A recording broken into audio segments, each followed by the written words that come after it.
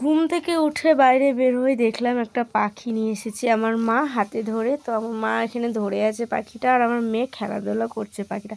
তো আমি জিজ্ঞেস করলাম কি পাখি, তো আমি তো চিনতে পারলাম না, নামও জানি না। তো তোমরাই কমেন্ট করে বলবে এটার পাখিটার নাম কি। সত্যি বলতে আমি জানি না।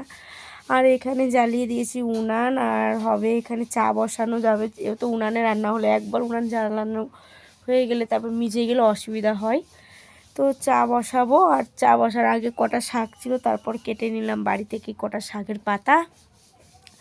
তো এখানে হবে ভেন্ডি সিদ্ধ আমার মেয়ের জন্য, আর বানাবে আজ শাক, আর আলুগুলা কেটে রেখেছিল সোয়াবিনের তরকারি করবে, আরও বা কী করবে জানি না।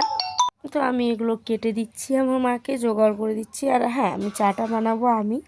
আমার মেয়ের সাথে দেখো কি করছে, আমার মা এদিকে চান করে পুজো করছে, আর আমি মাকে শাকটা বাছিয়ে দিচ্ছি।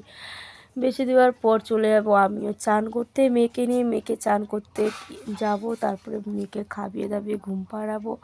আর মেয়ের শরীরটা তো ভালো ছিল না কালকে, তাই আজকে মা কুলেখাড়া পাতাও নিয়ে এসেছে খাওয়ানোর জন্যে। আর এদিকে শাকটা প্রায় আমার কমপ্লিট, আর চলে আসলাম চান করে, চান টান করে। আর আমার মেয়ে দেখো কি বলে,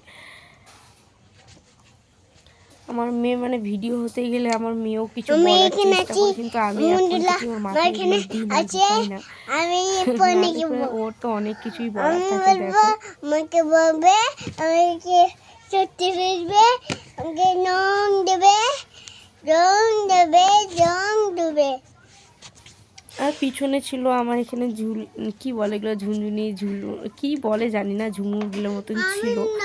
তো এটা ছিঁড়ে গেছিলো, আমার বোন কালকে সেলাই করেছে। আর এটা আমার একটা ফ্রেন্ড গিফট করেছিল, তা আমার কি ভালোই লাগে, আমি রেখে দিয়েছি যতদিন যাচ্ছে যাক। আর আমার মেয়ের বদমাশটা দেখো কি সাজছে, চোখে আইলাইনার লাগিয়ে